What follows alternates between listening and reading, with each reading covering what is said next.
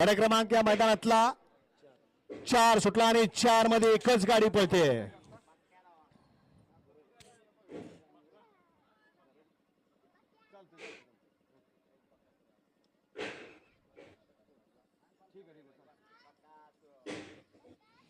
अतिशय सुंदर गाडी क्रमांक 4 चा निकाल.